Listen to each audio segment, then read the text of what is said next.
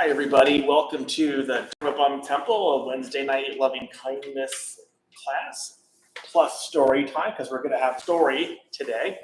My name is Alex. It's wonderful to be here with you here, and hello to the folks online. Again, wonderful to see you, Jean and Brian and Linda. So far, is there anybody here? Any of you guys new to the Dharma Temple? I don't think so. Okay, so no new people, and so I will dispense with my new people shtick, or my new people speech. And so what we're going to do is we're going to have a little bit of a shortened meditation. It's going to be about 20 minutes or so, probably a little more. And then we're going to have a story time. And today's story was going to be told last week, but I wasn't here last week. I didn't feel very well, so I stayed home. So we are going to have the story of Datta. Datta was actually the Buddha's cousin, and not a good guy, right? Not a good guy, but he's brings to light the things that Datta tried to do, that take over the Sangha of bhikkhus, to take over the Buddha's teaching, to kill the Buddha, all these different types of things, the ways that he went about it really bring up a lot of kind of salient points on how we should kind of live our life. And I think that's, kind of why this story was, included in canon. What's really interesting about a lot of these Buddhist stories is that when they were originally written down, or when they were originally told, nothing was originally written down. When they were originally told, it was like a while later, several hundred years later, that people realized that there wasn't a lot of detail to a lot of these stories. Maybe the detail was lost or something like that, but then they had to add more of it. They had to add the detail. So in the story of Angulimala, the murderer saint, and in this story too, here, the story of Datta, some things we didn't know originally, but they were added a while later just for some clarity, to give it some oomph, I guess, or background information to make it the event seem more helpful to understand, just make the story more interesting. That's what I like a lot. That's what I like about a lot of these stories. It's not the story, but what you can learn from the story. So we're going to learn a lot from the story of Datta today. Hello again, everybody online. Was it hot today here in San Diego? Yeah, A lot of heat. Okay. I'm up north by the coast, so it wasn't super, super hot, but I felt it coming down here, that's for sure. All right, that's all right. Let's see what we got here going on. Oh, thank you. All right. So let's go ahead and let's get seated for our meditation on loving kindness. To be our regular meditation on loving kindness. Any questions before we start? All right, let's get started.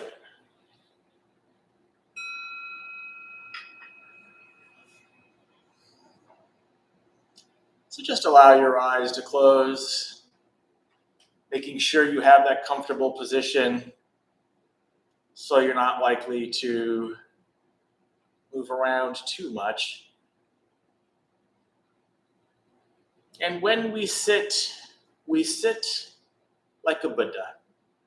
And you can even imagine yourselves as a Buddha sitting underneath your own tree of enlightenment, ready for the day's abiding.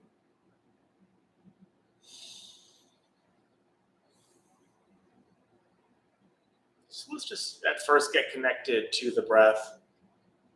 Taking a deep breath all the way in and all the way out. Not forcing the breath, letting the breath be quite easy and quite natural at first. Maybe focusing on the breath at the base of the nostril here, feeling the air go in and out as you breathe. Or if you want, you can focus on the expansion and contraction of the belly as you breathe. One place that you can just put your attention gently, just to notice the breath going in, going out. And after a few minutes, you can even change the breath. Maybe a deeper inhale or a deeper exhale. Whatever that breath is, that will keep the mind centered on the present moment. It's always okay to experiment with the breath to figure out what the most comfortable breath you can take is and what's going to keep you anchored here to the present moment.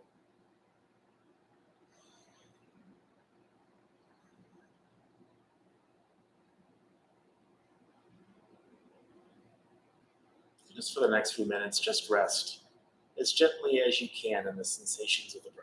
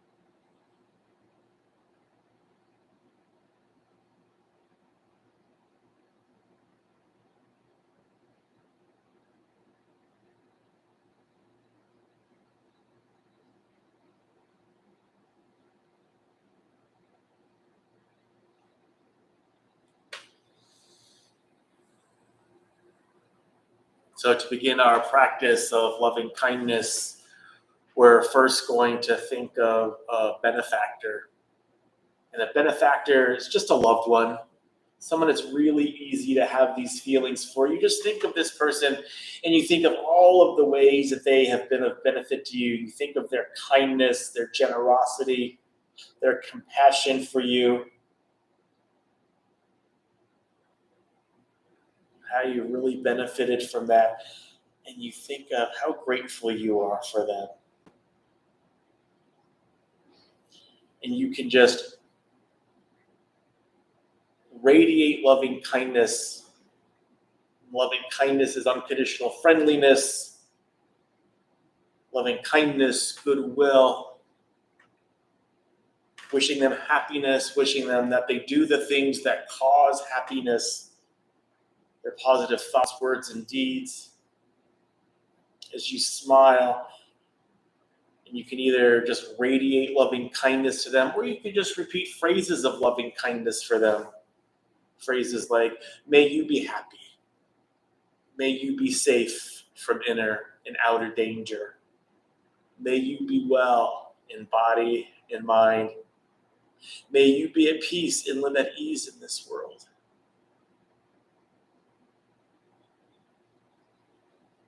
So for the next few moments, we'll do this practice of loving kindness for our benefactor.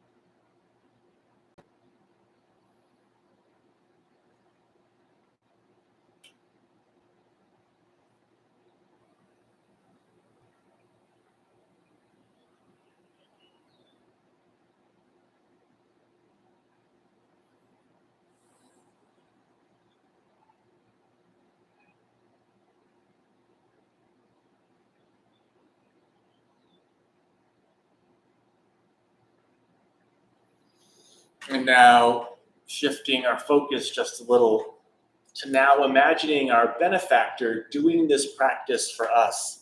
And our only job is really just to receive all of their loving kindness. So this could be the same benefactor, a different one. Just imagine them doing this practice for you, them smiling at you, radiating loving kindness to you, or saying the phrases of loving kindness to you. And your only job really here is just to receive all of their loving kindness into your own heart, just like you did before. They're your benefactor for a reason. So maybe just recalling all the wonderful kindness and gratitude and generosity and goodwill that they have shown you.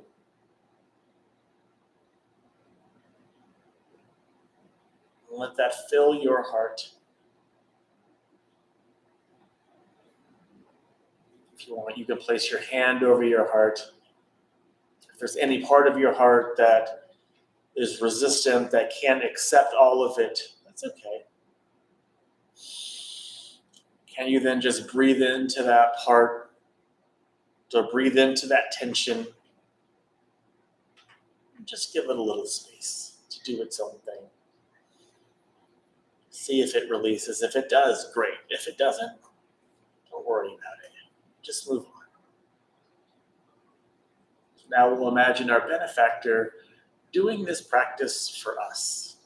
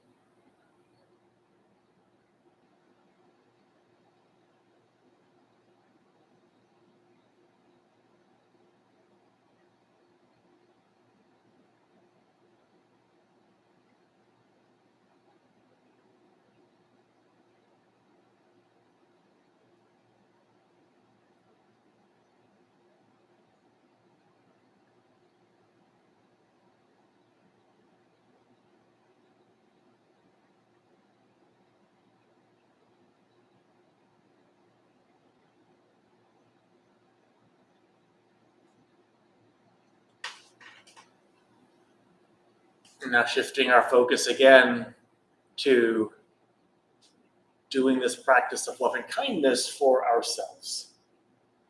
And just think about and call to mind our own wish to be happy, our own wish to be safe, healthy, free from danger, all of these things. It's the same wish that everyone has for themselves. We may not go about it in the best way, the most skillful way, but it's still what we want. So just repeat these phrases of loving kindness for yourself. May I be happy. May I be safe from inner and outer danger. May I be well in body and mind. May I be at peace and live at ease in this world. And just repeat one or more of those phrases to yourself. Just gently, don't try to force it. Just maybe listen for your heart's response. Smile when you do so, it helps so much. We'll do this for the next few moments.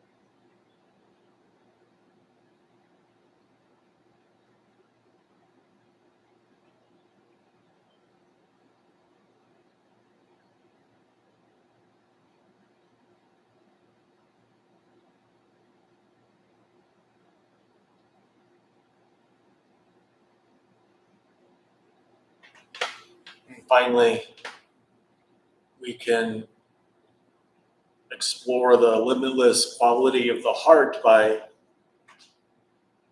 doing this practice for all beings in all directions. Whatever living beings there may be, upwards to the skies and downwards to the depths, outwards and unbounded, may all beings be at ease.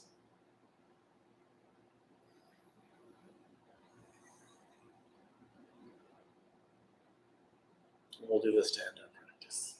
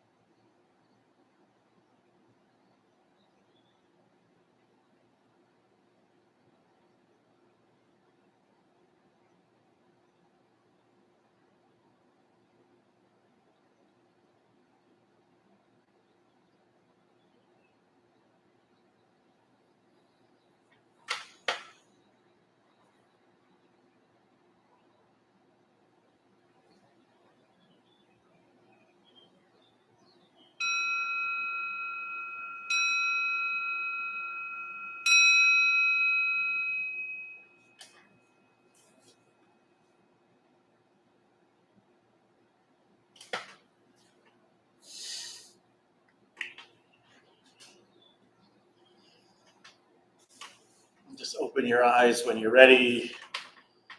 Let's take the next couple of minutes out in silence as you stretch your arms and you stretch your legs. Keeping all those thoughts of loving kindness about you.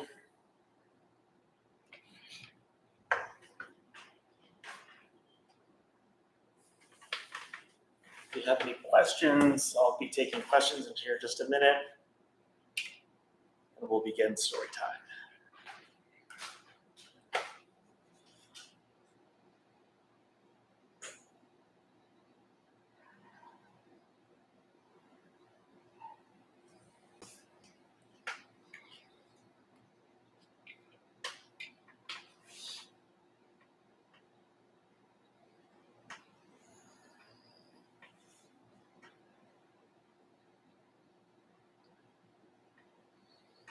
All right. So happy to take, before we start the story time, happy to take any questions on the meditation, the instructions, anything that maybe was going through your mind during the meditation.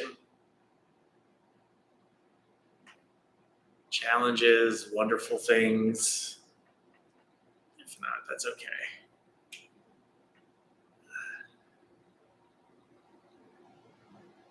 Phantom feels good. Hi. Yes, go ahead. Hi. Hi. At one point, for the first time, I felt you are loved, as if there was another me saying you are loved, and that became I am loved.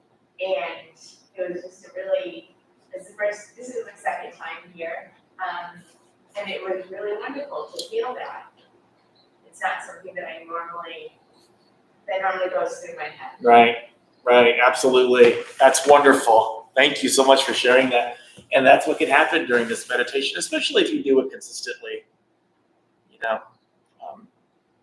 So thank you for sharing. It's wonderful. All right.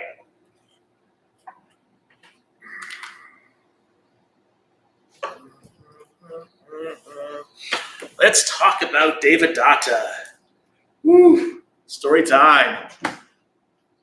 So this story is encapsulated, again, the thing about Buddhist texts and the Buddhist sutras is not everything is in order and not everything is in like one story. A lot of times, if you want to know what the Buddha said about this particular thing, you have to look in like 20 different places because they have different contexts, different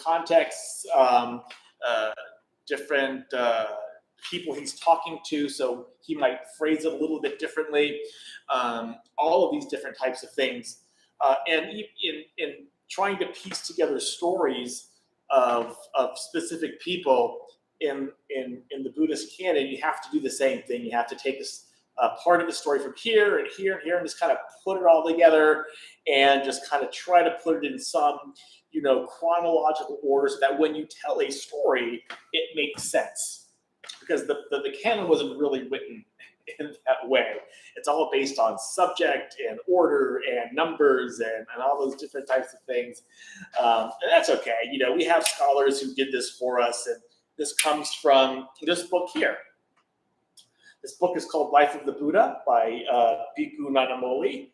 And he did a really good job putting together the events of this particular story here. So let's get into it. So the story of a hero's journey, which is the story of the Buddha, is not normally complete without an antagonist, right? And that's a person who tries to prevent our hero from completing his mission.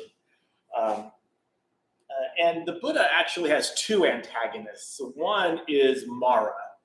Mara is the tempter god.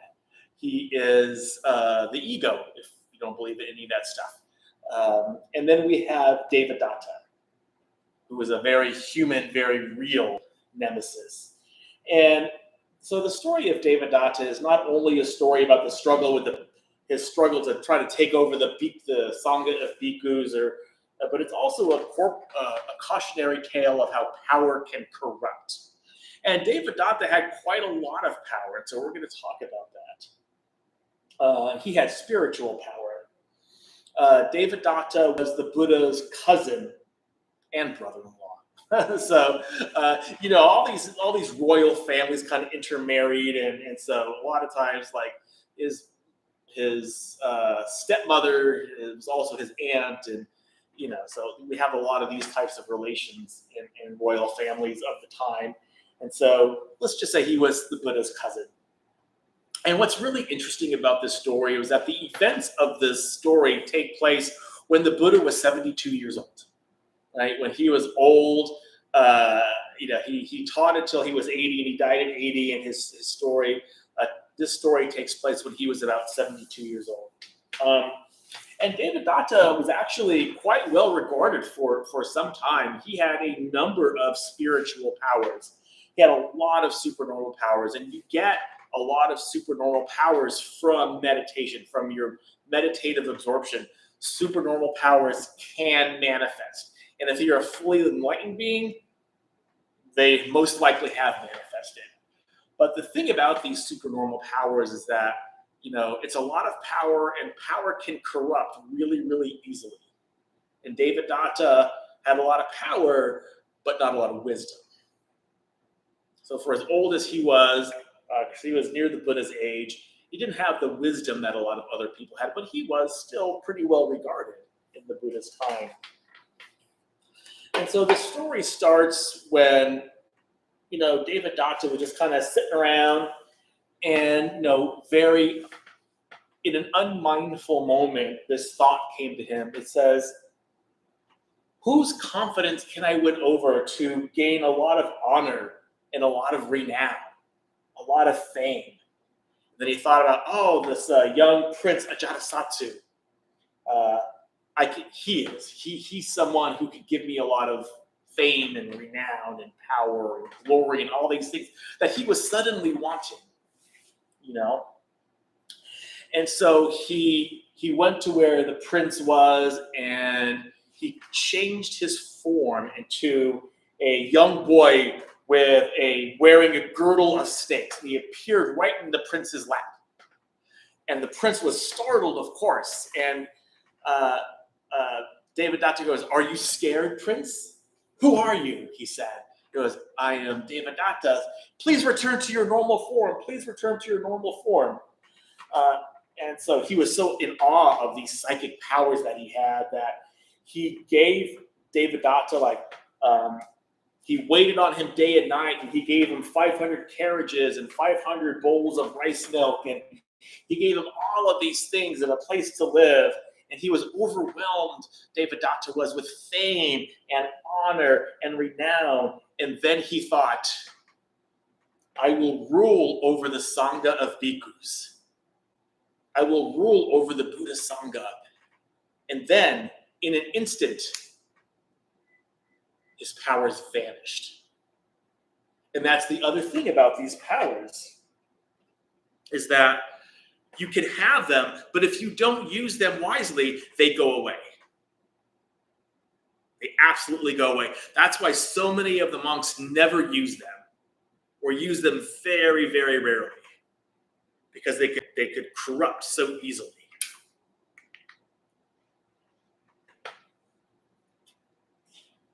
But, he didn't learn his lesson. And a lot of the other bhikkhus were really, when I say bhikkhus, I mean monks.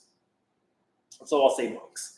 So a lot of the other monks were complaining about this because they heard about it, and went to the Buddha, and he says he's doing all this for honor and fame and all this type of stuff. And the Buddha goes, he does this for this reason, and it's going to be his downfall. Don't worry about it. He's going to hang himself. All right? And then the Datta actually had the audacity, even after losing all of his supernormal powers, had the audacity to go up to the Buddha himself and say, you're getting really old. You're in your last days of life. Let me govern the Sangha of monks. Let me govern all the monks for you. Let me take over. And the Buddha goes, no, do not say that. And he asked again, and he asked again. He says, don't say that. I wouldn't even give the rulership of the Sangha of bhikkhus to my chief disciple, Sariputra. Why do you think I would give it to a wastrel, to a clot of spittle like you? And for a Buddha to say these words, these are really strong words. Incredibly strong words, trying to get him to understand that he's not all that. And even with the loss of his powers, he had all that fame and renown, and he just didn't get it. He just didn't get it, and he was very embarrassed. But he still paid homage and respect to the Buddha, and he left. And so the Buddha, he needed to do some damage control, because previously Devadatta was well regarded, and now he's turned into this monster, basically. And so he goes to his chief disciple, Sariputra, and he says, you need to go into town and tell everyone about Devadatta and speak against him and tell everyone what he's doing. And Sariputra goes, well, but just a couple of months ago, I was telling the same group of people how amazing he was. And the Buddha goes, well, were you telling the truth then? Yes. Are you telling the truth now? Yes. Then good. And he understood, because anybody can get corrupted by these teachings, right? And there's going to be people who are not really, the lay people. They're not going to understand. They're not going to be very wise, and they're still going to say, "Hey, you're saying a good thing about him and then a bad thing about him, or you're probably just jealous of all his powers." But there are a lot of wise people who will go, "Oh, he must not be doing very well if they're now speaking out against him." And some people thought one way and some people thought another way. And so he still wanted to take over. He was angry and vengeful and wanted to take over. And he goes to this prince of Jatasattu. He goes, well, why don't you kill your father and take over the kingdom of Magadha, which was one of the, if not the big kingdom in India at the time, and I will kill the Buddha, and I'll take over the Sangha of bhikkhus, the Sangha of monks. I mean, he's still thinking this way, thinking, yeah, I'm just going to kill this guy, and you kill the king, and then we'll be powerful. We'll both be powerful. Of course, at this time, he was just in it for the power. It corrupted him absolutely. Right? And so the prince goes to Ajatasattu, and he fashions a dagger to his thighs, and he goes to the castle to kill the king. But he's really, really nervous. Of course he's really nervous, right? Especially since the king is a big disciple of the Buddha. This is King Bimbisara. He's a huge disciple of the Buddha. Right? And so they caught him. Of course they caught him. He was very unskilled in what he was doing. And they asked him, what are you doing here? He goes, I came to kill the king. And, there were some people, they didn't know what to do with him because he was the prince. He was his father's son. He was a prince. He was still royalty. And some people thought that they should kill the prince and kill Devadatta and all of the bhikkhus. And some thought that the bhikkhus should not be killed, that everyone else should be killed. And then some thought nobody should be killed, and that we just need to go to the king and tell him what happened. And so they went to the king, they tell him what happened, and for the people who said they should just kill everybody, he stopped their pay. For the people who saying, just spare the bhikkhus but kill everyone else, kill the prince and kill Devadatta, they were demoted. And for the people that said no one should be killed and we should just tell the king, they got promoted, right? But then he actually went to his son and he said, well, why did you try to kill me? And he said, point blank, I wanted the throne. And the king said, if it's the throne you want, take it. Just take it. He gave him the kingdom. See, the king was a disciple of the Buddha. He wasn't attached. He was actually enlightened. He was an enlightened being. I think he was at least stream enter at that point. He wasn't attached to the kingdom. So if his son said, I want the kingdom, take it. And so Datta then goes to the prince and he said, well, take some men and go to the Buddha, and I'll tell you where he's at, and go take his life. Just kill him. Right? And they go, well, take this one man, have him go kill the Buddha, and have him return by this path.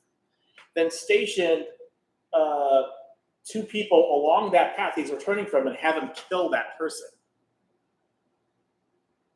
And then he said, well, now then take two men to go make sure the Buddha's dead and have him return to this path. And then take 4 men to kill those 2 people. And so on and so on. I think it was like up to 16 men. So the one man actually he makes it to the Buddha. And he sees the Buddha and he just gets cold feet. And he's really afraid. And the Buddha just looks at him and says, come, friend, do not be afraid. So the man, he just breaks down. He says, I'm so sorry. I was a blundering fool. They told me to go kill you, and I just did it because I was confused, and they asked me to do it, and I came here to kill me, but please forgive me. I have transgressed. Please forgive me. And the Buddha goes, yes, you have transgressed. You were blundering and confused, but you realized your transgression and act in accordance with the Dharma, so we forgive it. But don't go back through that path that he told you to go through. Because the Buddha knows. Buddha ain't no dummy. The Buddha has his own supernormal powers that he used quite often. All right? So he knows what was going on. And then he gave that one person a Dharma talk, essentially. And then it says the spotless vision of the Dharma arose in him, and he became a follower of the Buddha. Right? And then the 2 men, they didn't see that one guy coming back on the path, and so they went up to see the Buddha, say what's going on. And the same thing happened to them. They got nervous. They said sorry. The Buddha gave them a talk, and the spotless vision of the Dharma arose in them. And so it happened with the 4 men, and the 8 men, and the 16 men. Right? Same thing happened. And so the one man actually goes back to Datta and says, I didn't take his life. Didn't do it. And he leaves. And the Datta goes, fine, I'll do it myself. All right. But you see how the Buddha encounters evil with kindness and compassion. And plus, there's another reason what we're going to get to in just a minute here. And so a little while later, the Buddha was walking in the shade of Vulture Peak Rock, and Datta climbed to the top of the rock, and he hurled a large stone, and it broke off. It rolled, and he wanted it to hit the Buddha, but it rolled off, and it missed him. But a shard of it actually hit the Buddha's foot, and it drew blood on the Buddha. Ooh. And the Buddha was like, misguided man, you have made much demerit, for with evil intent, with intent to do murder, you have drawn the blood of a Buddha. This is the first deed with immediate effect on rebirth that Datta has stored up, that with evil intent, with intent to do murder, he has drawn the blood of a perfect one, which means karmically he is screwed. But even knowing that, Datta he's still trying, right? He's still trying. And then when the monks heard about this, like the Datta tried to kill the Buddha, they were doing all this back where they were staying, they were doing all this chanting and all these rituals to protect the Buddha. And the Buddha goes, "What is that racket?" And he says to Ananda, and Ananda goes, "Well, they're doing all these rituals, etc., and chanting for your protection. Tell them to come here." And so he tells the bhikkhus, "It is not possible. It is impossible for anyone to kill a perfect one with anger, right, with evil. Impossible. It cannot happen. So stop your chanting and protection spells or whatever you're doing. It's not going to happen." Right?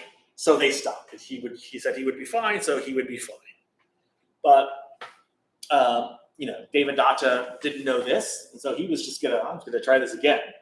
And so he knew what the Buddha was going to be doing the next day, and so he went to the town where the Buddha was going to be, and he went to the elephant stables, and he says to like the lead keeper, he goes, "I am Devadatta. I have well renown, and everyone knows me. You're going to do what I say." He goes, "All right." And he goes, "When I say you're going to release the man killer Nalagiri, the tusker elephant, and you're going to release him when I say so, and he's going to attack the Buddha, and he's going to kill him." He said, "All right." So when the Buddha entered the road, they released the elephant, and the elephant raised his trunk and charged at him. And then the monks were there with the Buddha saying, "Oh, get out of the way, please leave." And they pleaded with the Buddha 3 times just to leave the road, but the Buddha just stood there unfazed. Right? And then when the elephant was getting closer, he flooded the mind of Nalagiri, the man-killer elephant. He flooded his mind with loving kindness and compassion. And then the elephant began to slow. And he stopped right in front of the Buddha, where it bowed its head, and the Buddha patted its trunk. And then the elephant took dust from the Buddha's foot and sprinkled it on his head, walked backwards until he was out of the Buddha's line of sight, and then he walked back into the stables, now tamed. And when everyone saw what kind of person Devadatta really was, because they all knew this was a Devadatta thing, right? His renown shrunk greatly, right? Well, of course, the Buddha's rose.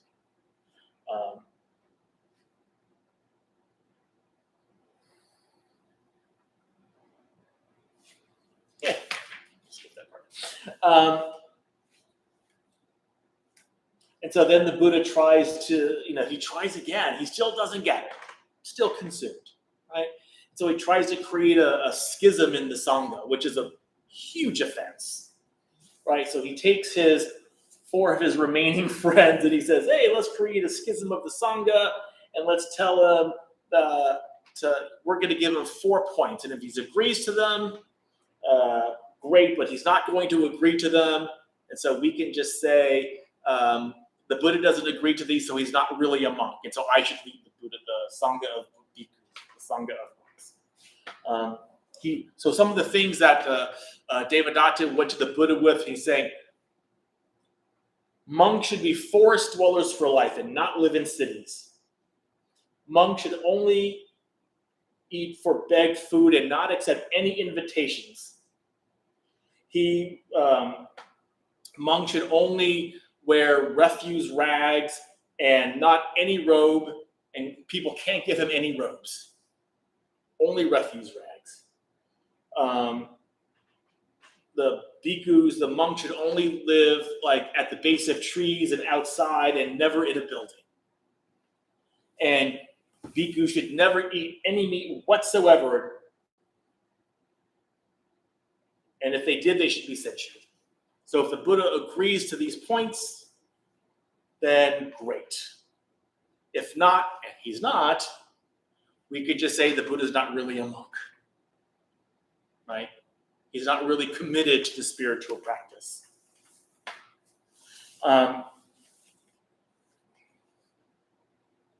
And the Buddha, he wouldn't censure somebody just because they don't practice austerities.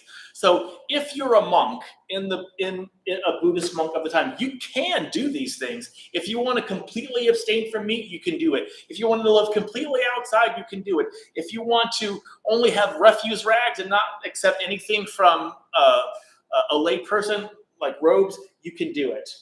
If you only want to live in the forest and not in the city, you can do it. The Buddha said you can do all of these things if you want to, but you don't have to.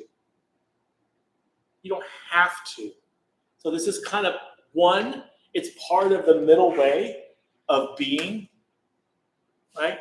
The Buddha said you don't have to be this austere. You can just kind of live in this kind of middle way, but not too austere and not too luxurious. But also, this kind of goes against the symbiotic nature that the symbiotic nature that the Buddha kind of started with the lay sangha. How the Buddha had laid it out was that, hey, the monks rely on the lay people for clothing and for food and for medicine and for all these different types of physical things that they may need from the lay people, and in return, the lay people get the gift of the Dharma. They get the gift of the Dharma, and so it's very much a symbiotic relationship. And the Devadatta was really kind of trying to take that away, but that didn't work. And so he tried to create a schism in the sangha, but it worked for some of the monks. For some of the monks, it worked. For 500 of them, they went with Devadatta. Like, you're our new master now. You're our new guru. And he created a schism in the sangha, which is a big deal. It's like hell realm for a long time kind of stuff. And so the Buddha goes to Sariputra. This is really funny. The Buddha goes to Sariputra and he goes, can you go get them back? And because the Buddha's not terribly worried about this. He knows that Sariputra, his chief disciple, is going to go get them back, right? And so he goes, okay. And one of the other monks at the time who was near the Buddha started weeping. And the Buddha goes, why are you weeping? He goes, because Devadatta is going to convert Sariputra to his way, and the schism's only going to get bigger, and it's just going to get worse. And he's just really upset about this. And the Buddha goes, that is impossible for that to happen. It is impossible. Don't worry. It's not going to happen. And he felt better. So Devadatta goes out there, right? And Sariputra goes out there, and Devadatta's like, oh, look, here comes Sariputra. He's coming to hear my Dharma talk. Because Devadatta was out there talking to his new monks with all this newfound fame and renown. He's the big teacher now, right? And goes, and so, he just says hello, and he prepares a seat for him, and he just listens. And so Devadatta is talking to these 500 monks, and he's talking to them throughout the night. And Sariputra's just sitting there. He's just sitting there, just biding his time. And so, after a few hours, Devadatta goes, why don't the monks here are not tired? Why don't you give them a Dharma talk? And I'm going to go over here and I'm going to go take a nap because my back is hurting me. So he goes over there and he lays in the lion's pose and he goes to sleep. He falls asleep, but he doesn't do it mindfully. Usually when you hear the story of he laid on his right side and he, in the lion's pose, as they say, and he mindfully went to sleep. He mindfully did this. But he didn't mind, he very mindlessly did. He was just tired and his back hurt. So he just plopped down and he went to sleep. So he was out. And while he was out, Sariputra goes, you guys. And he didn't actually say that, of course. He didn't say you guys. But he did say,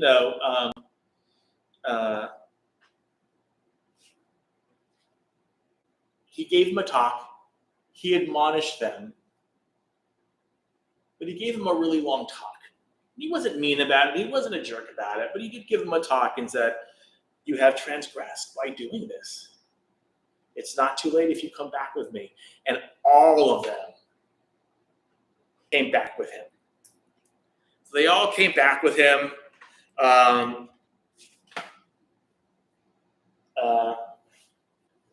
And what was funny was that how they got all these 500 monks to come back with them is they used their supernormal powers. So they used their powers for good and not evil. So they kind of telepathically gave him a Dharma talk, right? And then they all came back with him. And when Devadatta woke up, his main disciple said, "I told you, they're going to take him," and they took him. And then Devadatta started spewing hot blood from his mouth. He got so angry. And so when they got back to the Buddha, the 500 monks, Sariputra goes, "I think they need to be readmitted to the Sangha." And he says, "Don't say that, Sariputra. They just transgressed, right? So they don't need to be readmitted to the Sangha, but they do need to admit that they transgressed," which they did, and they were forgiven. And what usually happens in these stories is that we don't really know exactly what happened to Devadatta because it doesn't really say. Right? We do know that because of all of his actions, his karma was just to stay in a hell realm until the end of like that world system, until all the world system contracts. He's going to have to stay in that hell realm, right? So again, hell realms aren't permanent, but it's going to seem permanent for him. So again, the canon doesn't say, for Devadatta exactly what happened to him, but in the commentaries it said that he was swallowed up by the earth and sent to hell for the remainder of the age. Because they have to be dramatic. So that is the story of Devadatta. I love that story. I don't get to tell it very often, but it's fun to tell.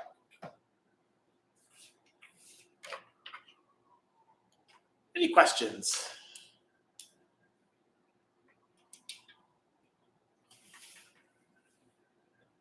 Whew. Well, thank you guys. Oh my God, that was so much fun. I love story time. Let's see if they have any questions here. I know I would love to lose the face shield. I probably should. It's annoying. It's annoying you and it's annoying me. All right, guys. Thank you so much for coming. It was wonderful to have you. Let's join our palms together at our hearts, please. May the benefits of this meditation, this story, be received by all beings in all directions. May all beings be free from suffering. May all beings be at peace. May all beings be joyful and at ease. May all beings be happy. May all beings be loved and seen for the beautiful, radiant beings that they are, that you are. Thank you for coming.